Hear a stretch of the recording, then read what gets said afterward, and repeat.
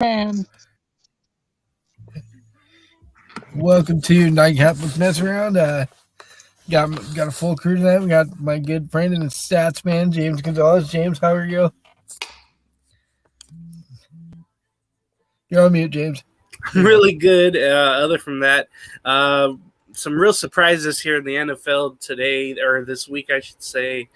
And I just can't believe it. I'm happy to be here, though.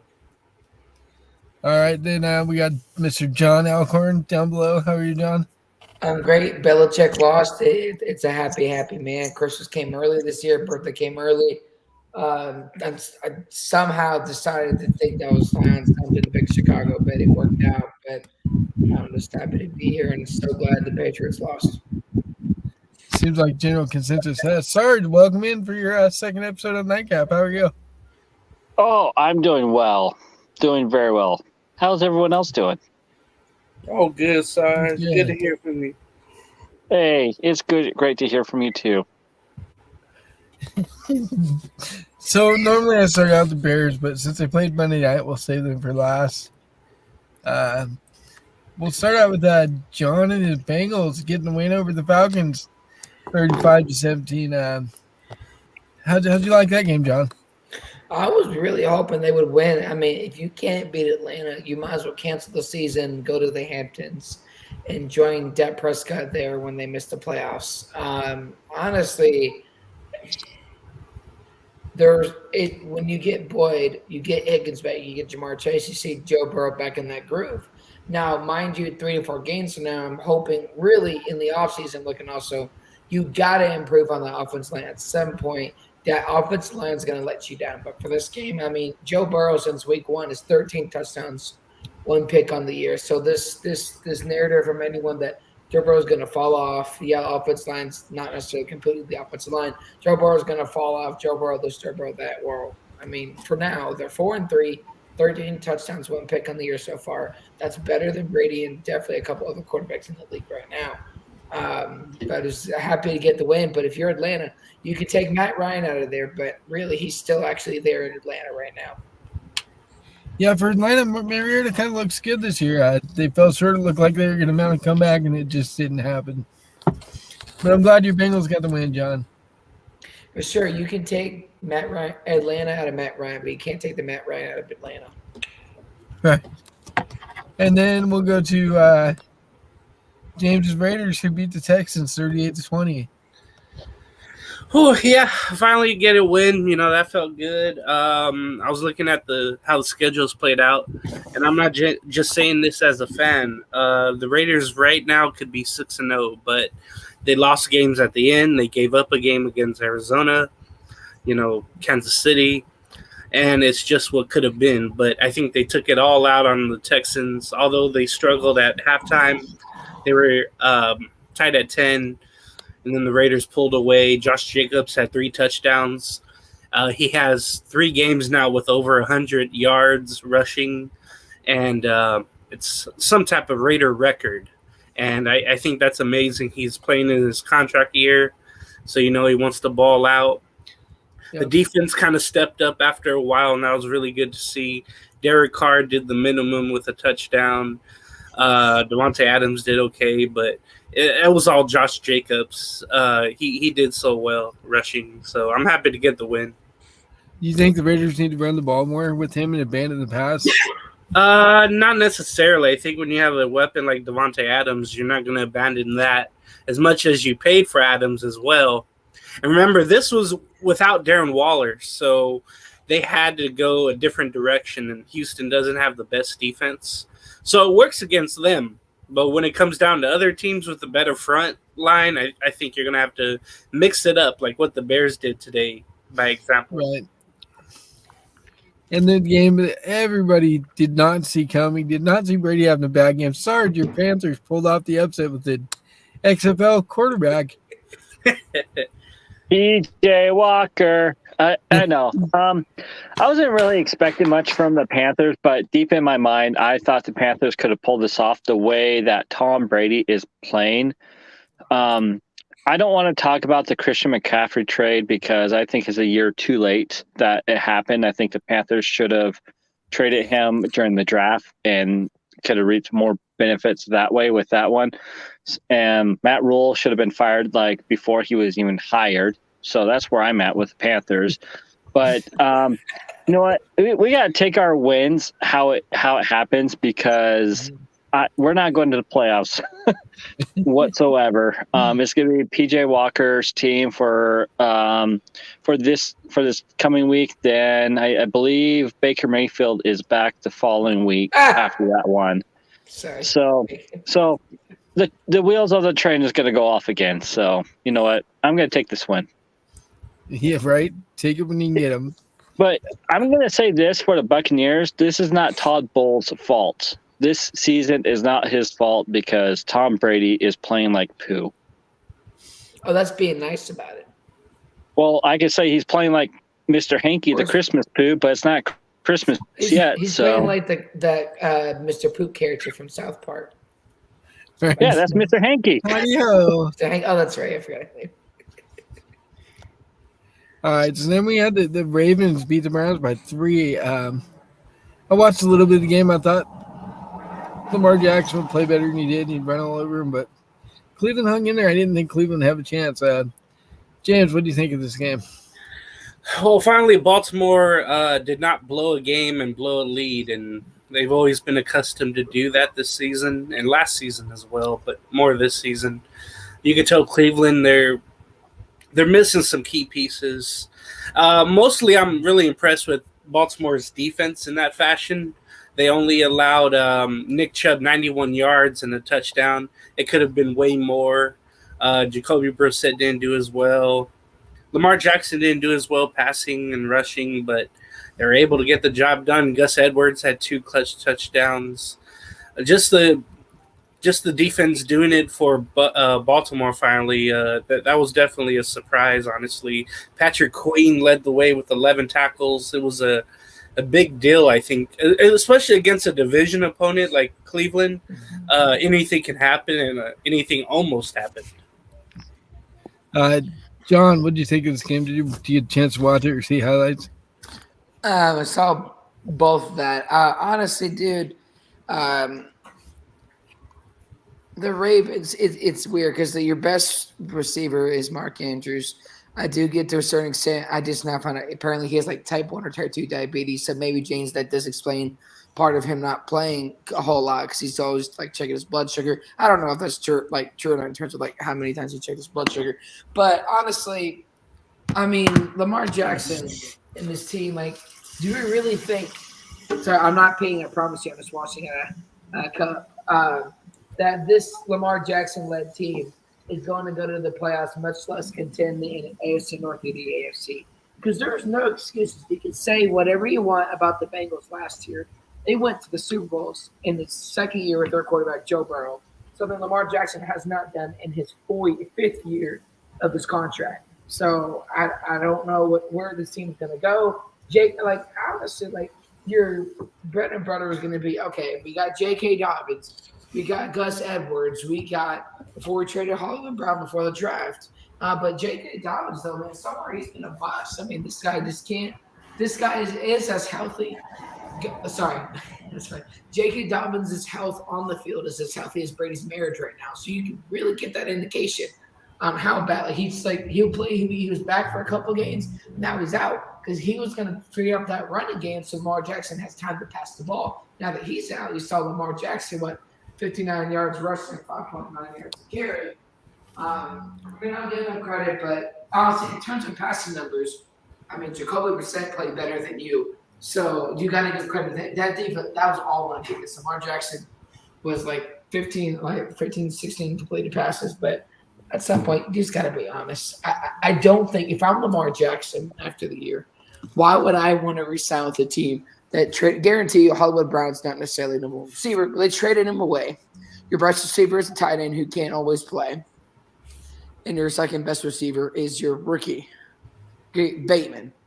Like, really, if I'm Lamar Jackson, I'm telling Baltimore, you can kiss my derriere. I'm out of here after the season. Because with him representing himself and he gets hurt, I'm Baltimore, he's going to get franchise tagged.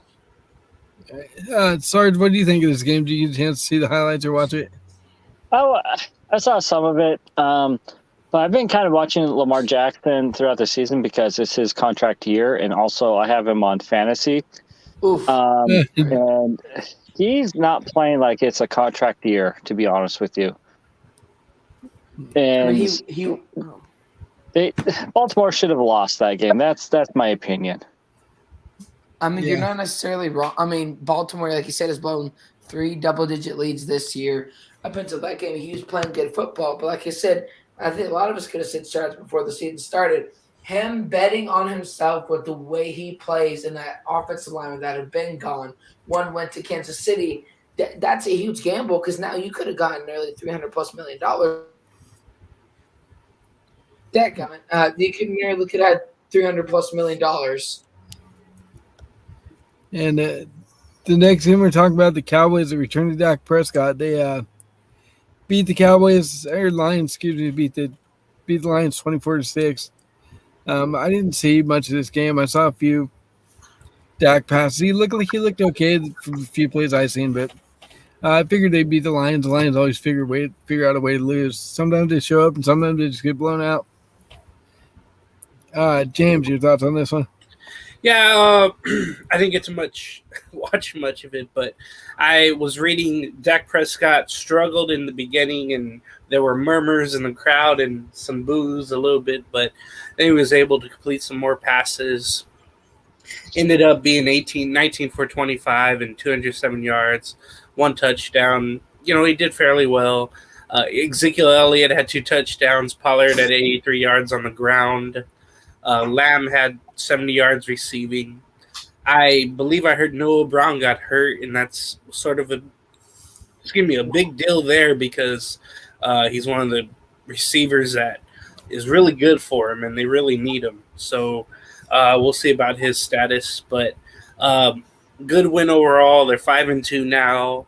They're right there in the wild card, and the Lions though 1-5 now, and they're really starting to struggle. And I think all you can ask for is patience, but there's got to be progress. This is a 5-year plan with Dan Campbell, and there's a lot of holes right now. It seems like. But they got to patch them up with some good players. They already drafted well, but there's got to be more to this. So we got to see what happens with the Lions. But right now, I think Dak's going to go the rest of the way, and we'll see about that matchup in Dallas against Philadelphia later in the year. I can't wait for that. Sarge, what do you think of this game? Did you watch or see highlights? I saw most of it, and it was a pretty interesting game during the first half because it was pretty much anybody's game. And I was like, just bring on Cooper Rush. Like, I'm done with Dak already because this Dallas team is built on their running game with Pollard and Ezekiel. He finally showed up for a game with that.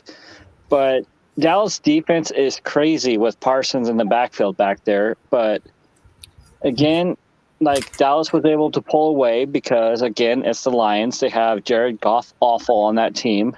And, the Lions are snake bitten. So, it was what it was. But I wanted Cooper Rush. Right. Before I get to John, I got a few comments here. Christy saying, hi, glad the Bears won. Baltimore should have lost. Dak just needs time to get back in the swing of things. And a friend of mine, Frankie, saying, Dave, next week, Cowboys 34, Bears 13, right? We'll see. John, what do you think of the game? First of all, to say that you would want Cooper Rush over Dak is the dumbest thing I've heard you say in my lifetime. Because you can't – I'm not saying Dak is the guy, but you can't – first of all, you pay a guy that much money, you're going to pay him or play him on the field. Cooper Rush was that backup. That's all he is. That's all he's ever been. What some fans do after a couple of games, like, oh my gosh, Cooper Rush, look what these guys did. It's a couple of games. Grow up. Like, how many times, Sarge, folks, have we seen this in the NFL where a backup plays well for a couple of games, does well, and they're like, oh my gosh, should he be – it's a small sample size. My God. It's not like that he's had – like 16, 17, 25 games. I mean, they didn't have a lot of film on him. I'll give him credit, but it's not like he's throwing 300 to 400 yards a game. So cool the Jets on that one. But I mean, guarantee both are terrible options. I don't like Prescott. But you could tell that he clearly wasn't 100% or fully healthy. This stupid football is pissing me off. I can't talk, okay? Well, maybe you should turn out get rid of your Crapples AirPods wherever you wear. I mean, they're crappy. So I don't know what you're talking about, dude. I'll get a better product when you get a hairline. Ooh, I'm just kidding. I'm just kidding. It's not getting fun. But seriously though, for the Cowboys, I guess I'll get it fun. But honestly, you can tell that Dak was not 100% healthy, not 100% ready, and I think when you look at the Eagles, who Jalen Hurts has been more mobile, he's been healthy this season. They're going to be coming up a bye week. If I can actually talk here, dang it. But honestly, with their defense, I mean, here too, there's no doubt. I think the Cowboys defense is for real. They're legit. Like I said, 11 from heaven, according to what Skip Bayless has been saying on Undisputed. But I mean, I say give the Cowboys credit; they did win, but they haven't.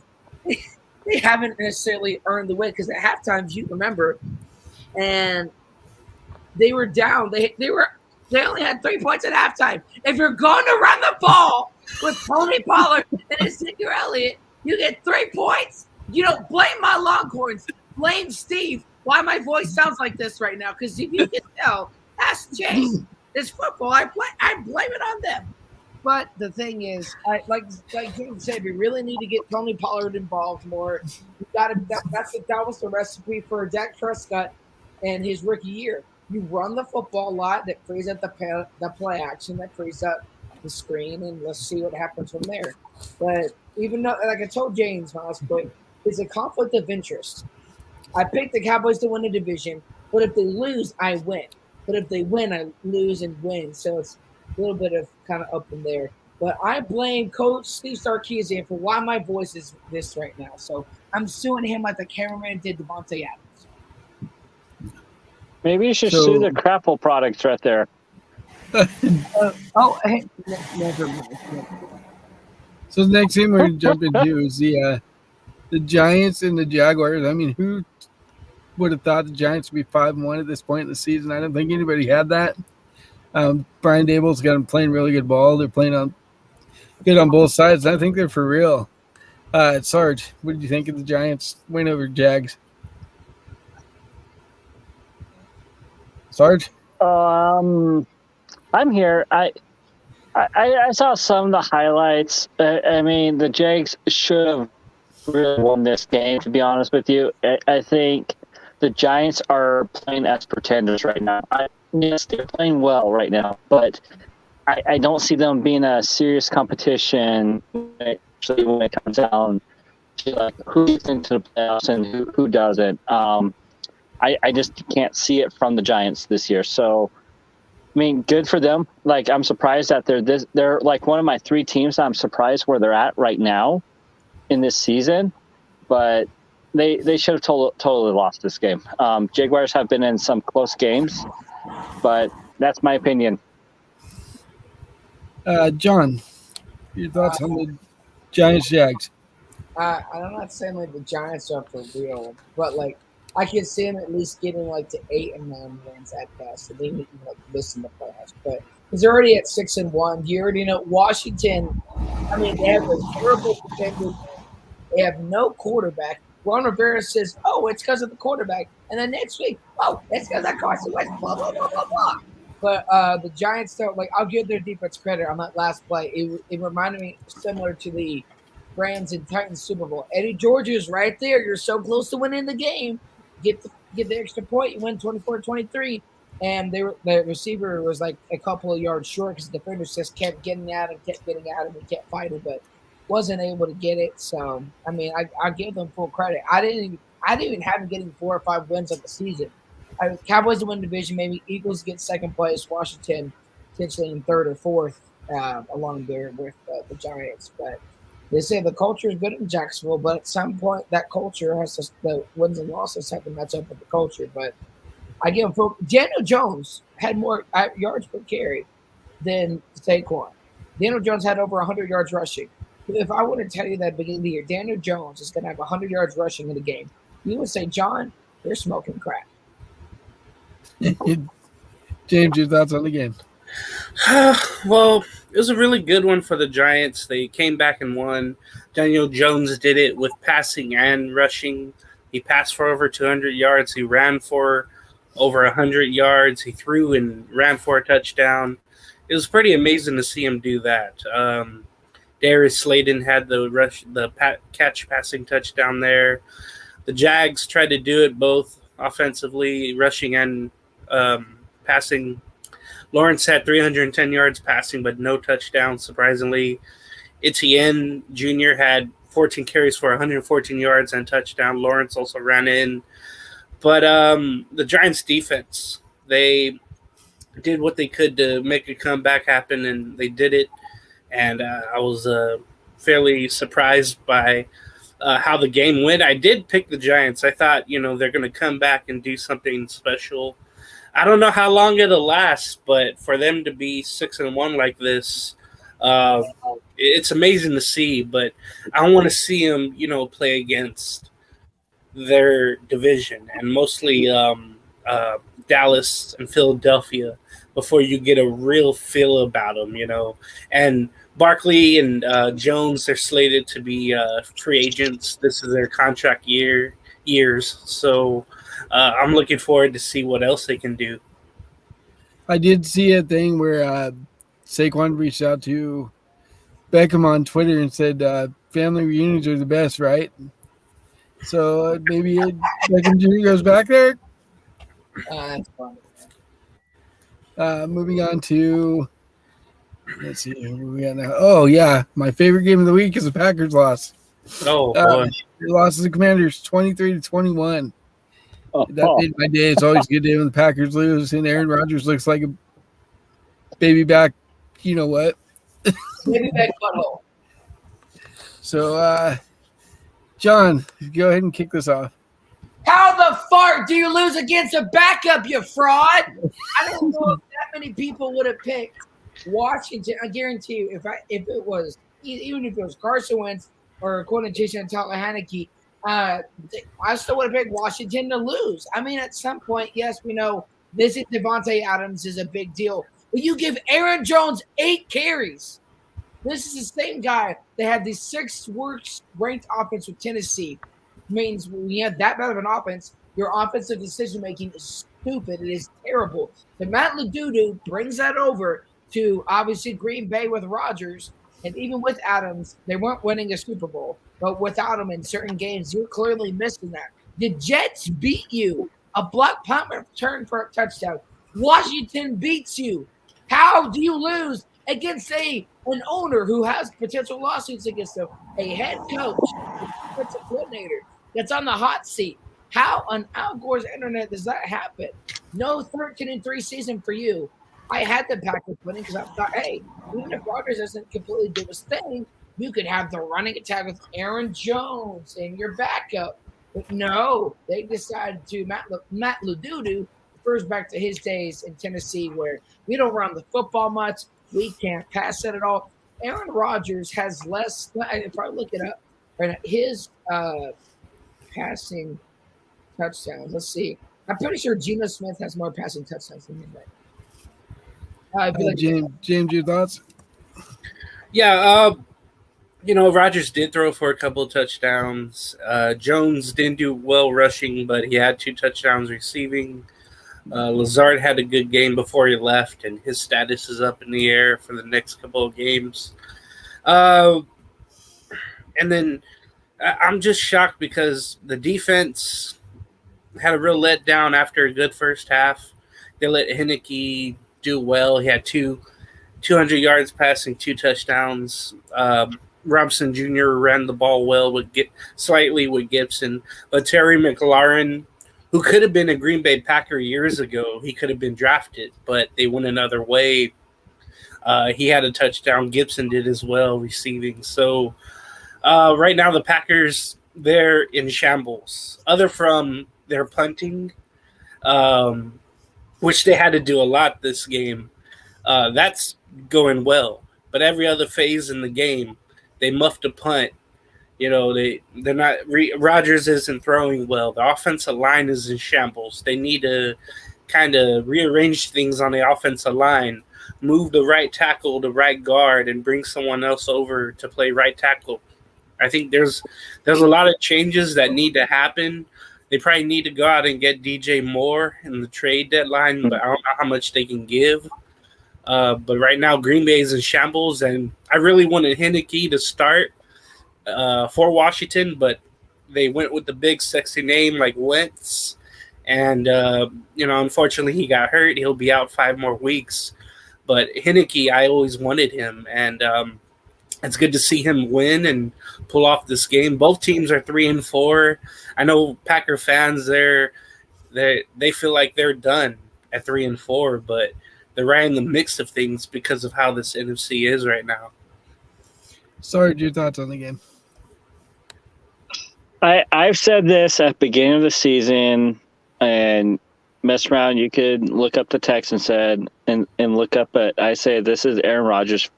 This is the start of Aaron Rodgers' farewell tour. If he retires or if he demands a trade or whatsoever, I can't see Aaron Rodgers being a quarterback for the Green Bay Packers next season with what's going on, because he lost Dante Adams, which was a critical piece to his success, to Aaron Rodgers' success last year and so forth.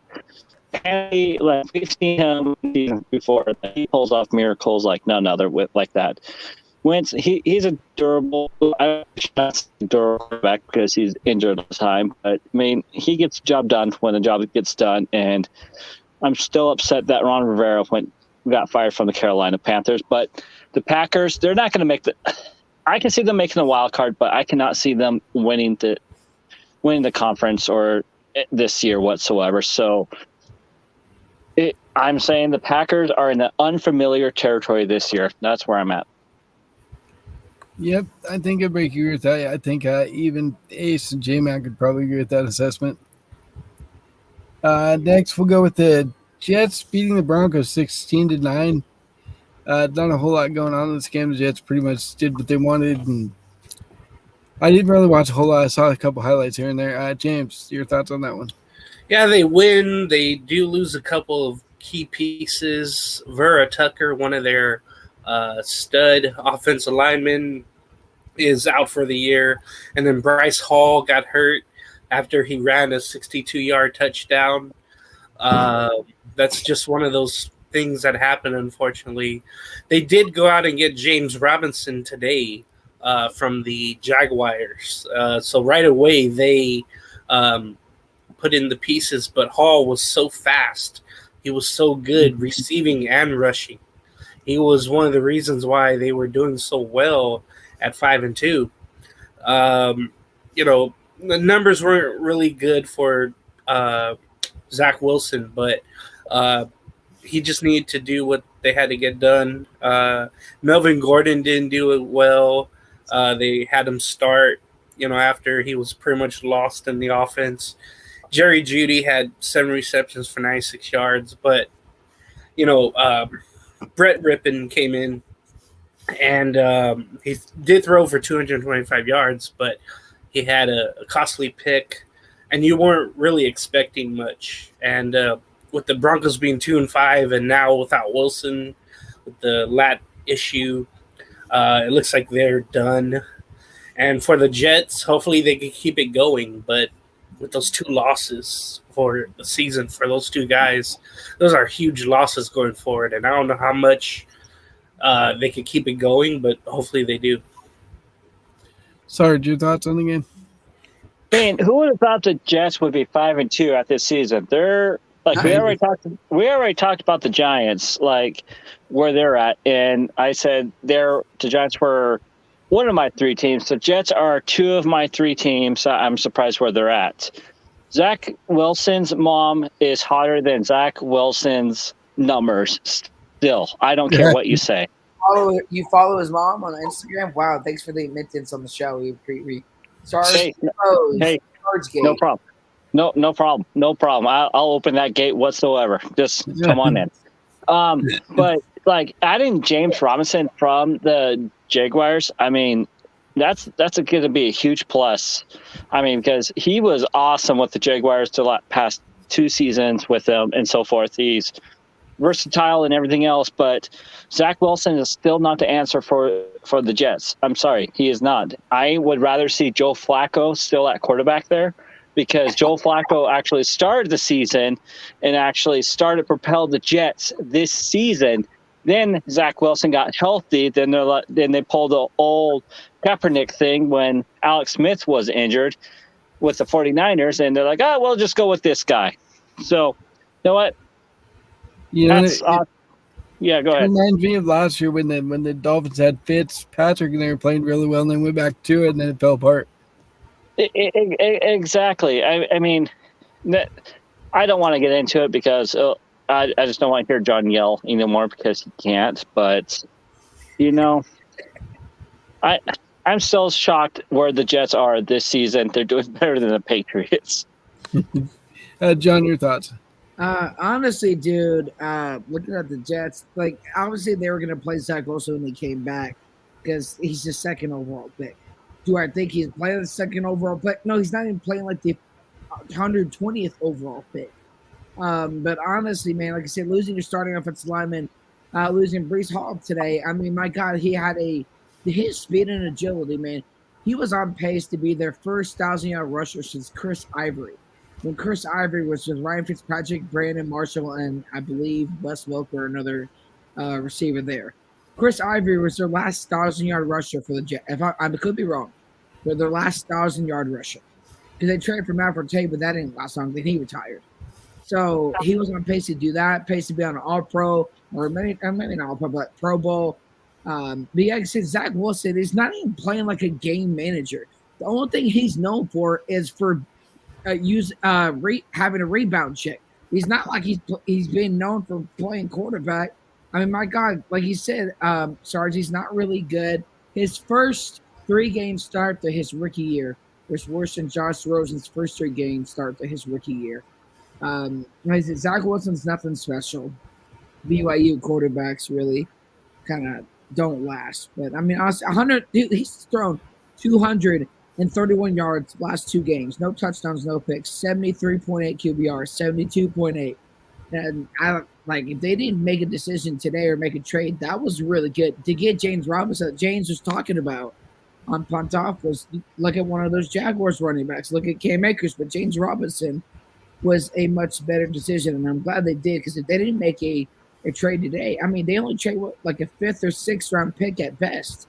I mean, the Jaguars got screwed, but for the Jets, it's we literally got for James Robinson what the Browns got for Amari Cooper, a bag of chips and a half off shirt and shoes from Walmart. But I mean, I give them full credit, but I mean, like I said, you win, but at all costs, because like last thing, Zach Wilson is not going to be the guy, as I think we all can agree, that's going to put the team on his back in a specific game when it matters. You're not going to outplay Josh Allen. You're not going to outplay Tua. You're not going to outplay Zappy. So if that's the case, you're the 4th best quarterback of your division. You're going 5-2, but I think the Jets season at 5-2 versus the Giants 6-1 is going to decline faster than the Giants, because at least the Giants have I guess you could say, better coach, or they're more on the hot seat, or not the hot run right now than the Jets, because at least Daniel Jones can run the football. Zach Wilson, the only thing he's running from was his past relationship from his ex-girlfriend, which is his mom's friend. So next we'll jump into the Chiefs and the Niners game. The Chiefs won 44-23. My brother and wife and kid were at this game. The Niners did a really good job defensively, keeping them in the game in the first half, and then in the second half, Kansas City just did what they do, and they pulled away, except for, last week they got beat by Buffalo. But, Sarge, we'll start out with you on this one. It's kind of strange because 49ers came into this game as like the number 1 defense in the NFL. And adding Christian McCaffrey to the equation, it didn't help much because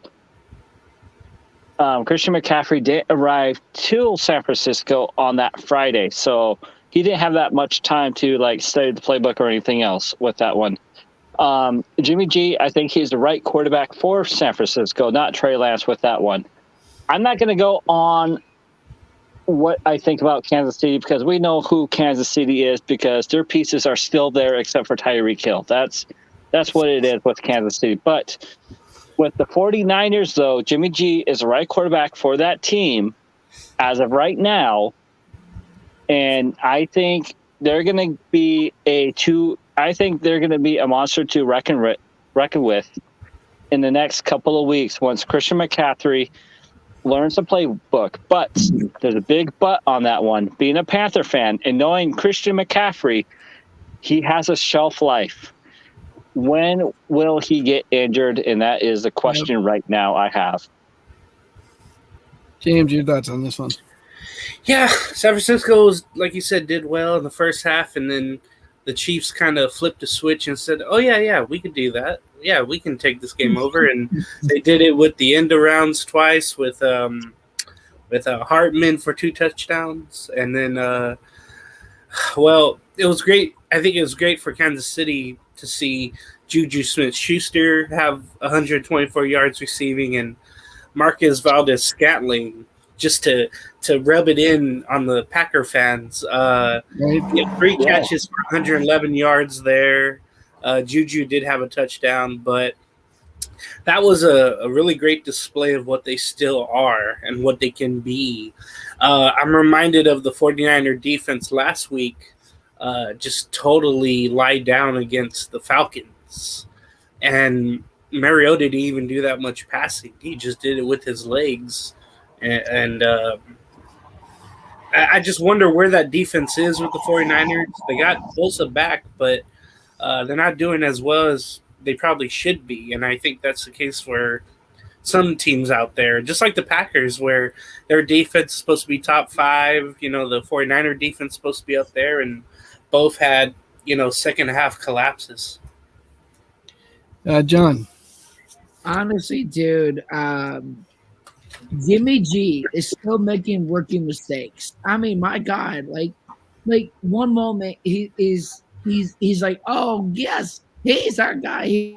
He's a quarterback, and then the next moment he's like, oh, that's why we drafted Trey Lance. Not saying Trey Lance is the guy. I don't believe he is, but that's why we traded 3 picks to go 3rd overall to trade for a guy at North Dakota State. I mean, dude, honestly, tried to tell people before the season started. Just because the Chiefs lost Tyreek Hill does not mean in any way, shape, or form Patrick Mahomes' production is going to go down. It just means you're not going to have a 3-play, 75-yard, boom, touchdown to Tyreek Hill and me getting pissed because my team lost against the Chiefs. But honestly, like I said, this team is not slowing down. Even outside the numbers, the decisions Patrick Mahomes makes in moments is shown time and time and time again why they're the best team in the AFC West and why Patrick Mahomes right now is better than Brady. I think it's Mahomes. And I'm not saying in any order. My favorite, Mahomes, let's say Allen, then there's a couple other guys. Not in any order, but Brady's not in that conversation. He's a scrub right now. Brady is like my work clothes on a Monday morning. He's washed. But honestly, I'm not surprised the Chiefs won. I mean, you look at even without Tyreek Hill, it frees out the running game. Travis Kelce, no team, Dave, is going to learn 2nd and long, 3rd and short. Who's going to be Mahomes' number 1 target? Travis Kelce almost every single time. Again, for San Francisco here, Carolina won the trade because, like Jared said, you never know which Christian McCaffrey you're going to get. 2020 and 2021, we started 5 games. If you want to break it by 2, 5 games in 2020, 5 games in 2021. So, like you said, I think they should have traded him in 2018, 2019. Could have got more, but they won the trade. They got rid of a coach that should have been fired when he got hired. Congrats on the Chiefs. They're still on top. You can't take away Patrick Mahomes. I'm sorry, this guy is freaking phenomenal. And barring any crazy injury, I don't see anything stopping the Chiefs right now. All right, so next game, I'm going to go out on a limb here and say this is Sarge's third surprise game. The Seahawks beat the Chargers 37-23. James, go ahead and kick this one off. Man, this is a great story for as long as it lasts. Just like the New York teams there, or New Jersey teams, I should say. Was it? They were up 23-14 at the half, and then totally pulled away from the Chargers. Seattle being 4-3. DK Metcalf, will be out for a little bit. So Marquise Goodwin, who led the Seahawks with 2 receiving touchdowns, he's going to be the guy going forward with Lockett. But the real story, I think, was the running back of Seattle. Remember, they lost Rashad Penny to season-ending injury a couple of weeks ago. So Kenneth Walker III, he was amazing yesterday. And it goes back to defenses. I didn't think the Charger defense was going to be this bad without Joey Bosa, but they are. Walker had 168 yards rushing and 2 touchdowns. Geno Smith is doing whatever he can. He also threw for 2 touchdowns. Chargers just they're trailing. When they trail in games, they have to do these comeback attempts, and Herbert put up numbers, but he also got sacked 3 times through a pick. On the ground, Eckler didn't do as much. He's mostly a rushing, pass-catching running back. Mike Williams did okay, did grab a touchdown, but he got hurt later on, and we'll see how he comes back out. But credit to Seattle for doing what they did. I did not expect them to be 4-3 and in first place in the NFC West. That's just how much chaos is going on this year, and it's only week 8 we're going into. John. Which game are we talking about? Sorry, dude, I'm exhausted. Seahawks and Chargers. First of all, I was a defender of Justin Herbert until yesterday. This guy is a fraud. This guy is Phillip Rivers, but mobile. I don't know what it is about the Chargers that they just can't win. You lose against the Jaguars. That to me was already an indication you're not winning a playoff game. Not just that you lost against the Jaguars 38-10. You lose against Seattle and Geno Smith. And perfect Koji example that I continue to say that Emmanuel Ocho pointed out from First Things First is it was 3rd and 10. There's a flag that was called, or the flag made it 3rd and 10. And Geno Smith is yelling at the referee. Pete was like, just calm down. And then that worked out, got back on the field, 11-yard pass for the first down. You could have just let Geno Smith get mad at the referee because you call another flag, could have been 5 or 10 yards back, and that could have changed the momentum of the entire game. But Geno Smith, I mean, this guy, I don't know what is going on. Are we not in actual Earth right now? Because Geno Smith is playing out of this world. I mean, this guy has 11 touchdowns to 3 picks on the year. That's 3 more touchdowns than Tom Brady. In total, he is top 7 in passing yards, top 6 in passing touchdowns, top 4 in QBR. He's playing like a top 7, top 6 quarterback right now in the National Football League. Who would have thought Geno Smith is playing elite football? But I got to give him credit. Seattle won that trade. Seattle literally, they basically presented, here's Russell Wilson, but behind the scenes, this is actually who Russell Wilson is. He's just 2014 Geno Smith. But, man, I got to give him credit. I mean, who would have thought Geno Smith playing quarterback? They would have been the best team in the NFC West right now. Give him full credit, but, I mean, thankfully, DK Metcalf doesn't need surgery. That was a big deal. All right, Sarge, go ahead. All right, so a lot of things are happening this season, and you had it mess around. This is my 3rd team that I'm surprised about. 4-3, first in the NFC West, and like the Rams are not the LA Rams that we thought they were going to be. Russell Wilson behind the scenes. I seen him behind the scenes, and he is not a person I wanted to see behind the scenes, to be honest with you. Pete Carroll is the one who kept Russell Wilson in check and everything else. So I think I'm actually kind of surprised about that, but after seeing Russell Wilson behind the scenes on on a personal level and so forth, I'm like, yeah, Russell Wilson, you're good, you're a goner. But Jalen Smith, he's playing lights out, he's doing good. But the thing is can the Seahawks continue with a Metcalf injury to his knee? I don't know. I honestly do not know the extent of the knee injury as of right now because I haven't looked it up. But Goodwin, he showed up last week or yesterday and scoring 2 touchdowns, which were actually pretty darn good catches from everything I saw because I watched the game live.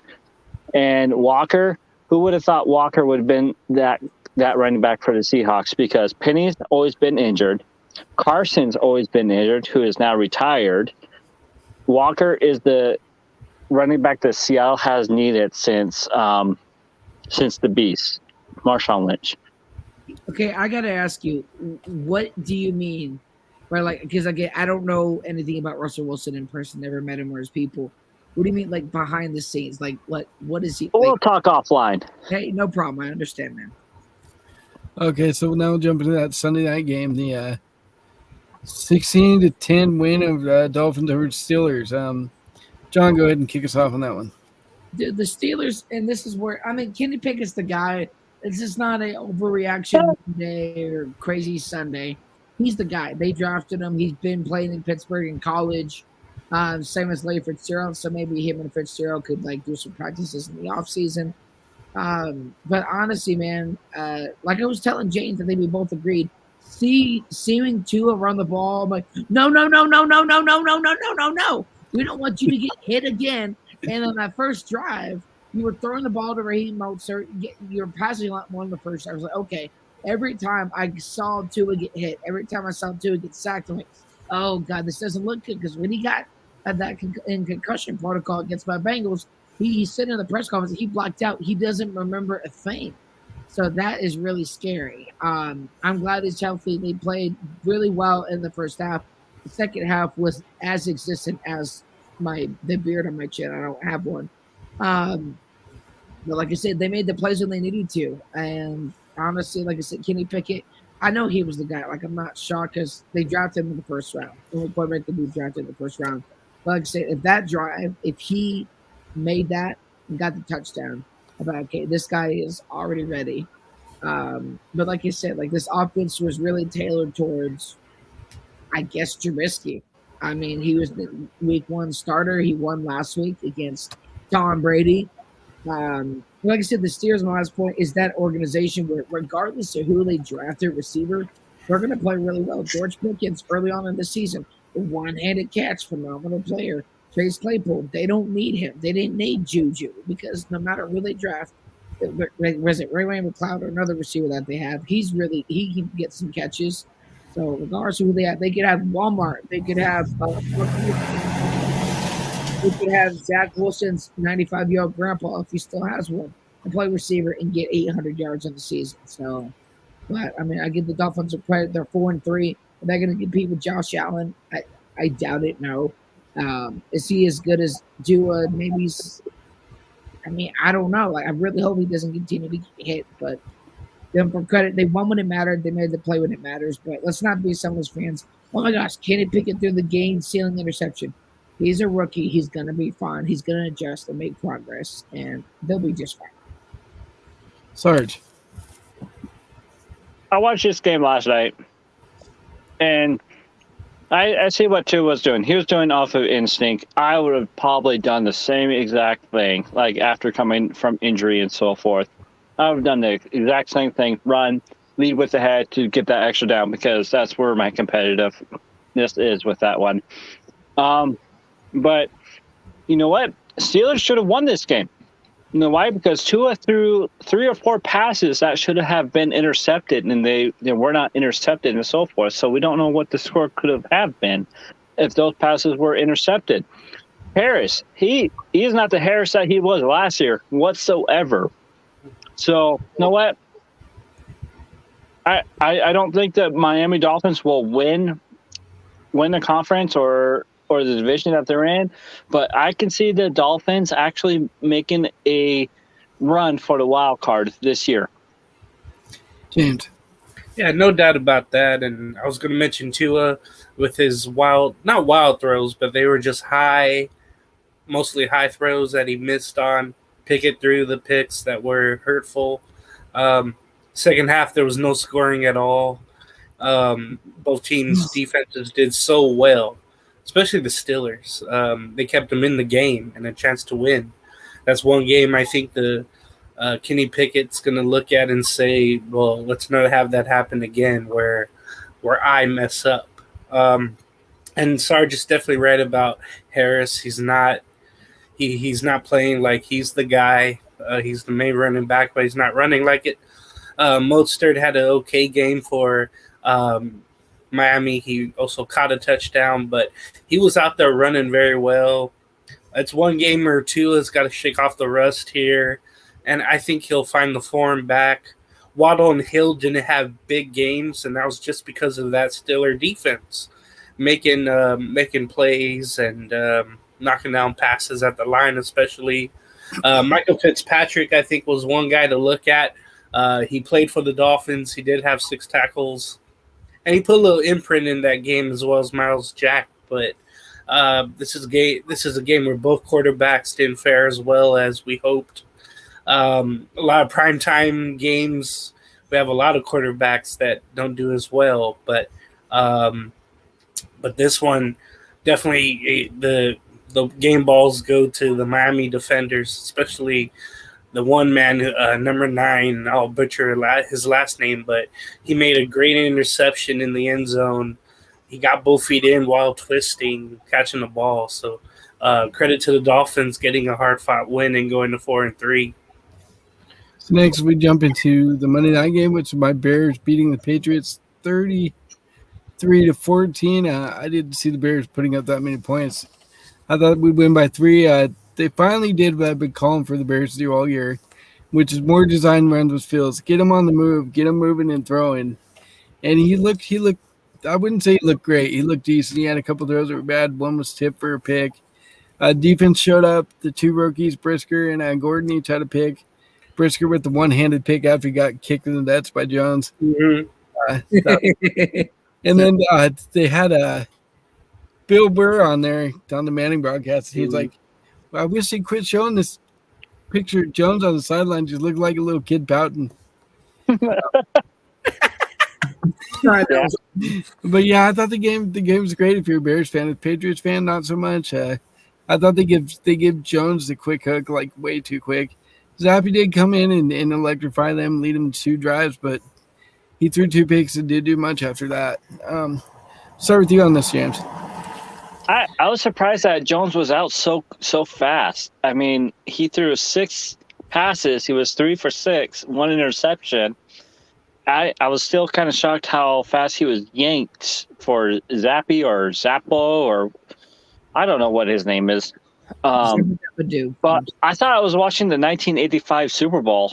I mean, like the Giants were just like crushing everybody, and Messaround knows how I feel about Ohio State quarterbacks and so forth. And Fields, he was on the money tonight with that one. But I mean, I enjoyed how Montgomery and Herbert were splitting the running on that. It was pretty much like right down the middle with all the running and stuff. I was looking up the stats and so forth.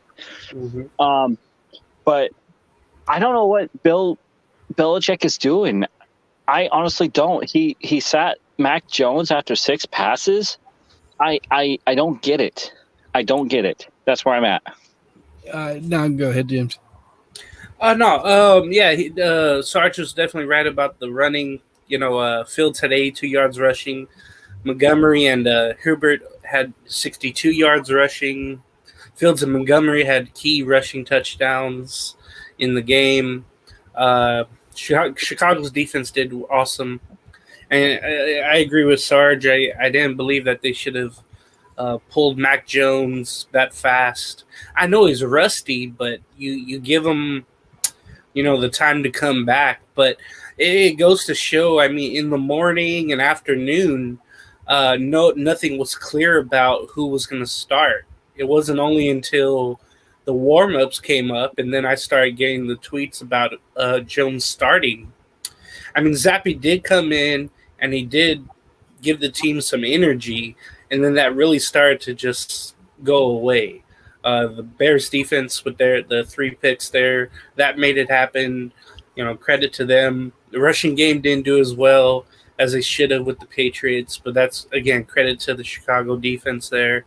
But what I did like, I saw Nelson Aguilar on the sideline for the Patriots, but he never played. He was just walking around. I'm wondering if he's in the doghouse of the Patriots or something like that. They kind of needed him. Mooney was there. He got some key receptions. Herbert had a receiving touchdown. So when you think about it, Fields, Montgomery, and Hilbert all had touchdowns, and that was so key because you don't really see that. And the final thing was, I liked Justin Fields, getting some plays going his way. There was a couple of plays that stood out. There was one where he faked the handoff where everybody went right, and he was able to roll out and throw for a key first down. I thought that was awesome to see. That shows something right there. And then the one where he gets submerged, but he's able to, before that, pump fake and then throw for a pass, like sidearm it to, I believe it was Herbert, and then he went on to score a touchdown, if I got that right. And that totally just made everybody believe in this game that, hey, the Bears are going to win this. And I just believe, like I told Messaround Dave before the show here, I thought, man, I think George Halas, or the spirit of George Halas, came in tonight and said,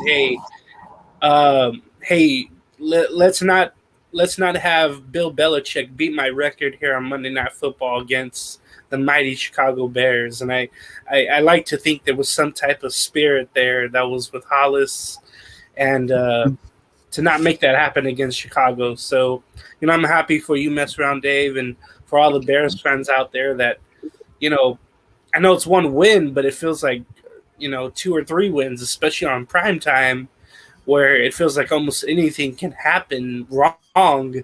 For once, things go right for the Bears on prime time. So that was great to see. John.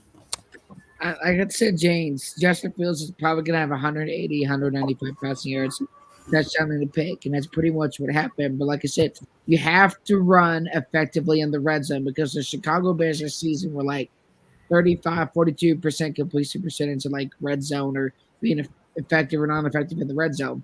I think Belichick, whether he's not going to admit it, but I think he's feeling the pressure of what we're seeing with a Josh Allen, or the Dolphins going 4-3 and the Jets going 5-2, that we can't afford to have like these early mistakes, because then we're going to be behind. He won't show it because he doesn't show emotion. I know he has emotions, he just doesn't show it. But he's feeling that pressure. You're the worst team in your division. You're playing like it. Your defense couldn't stop the run. You couldn't stop Herbert. You couldn't stop Montgomery. Getting those 2 guys together, that's been the Bears' bread and butter for a while.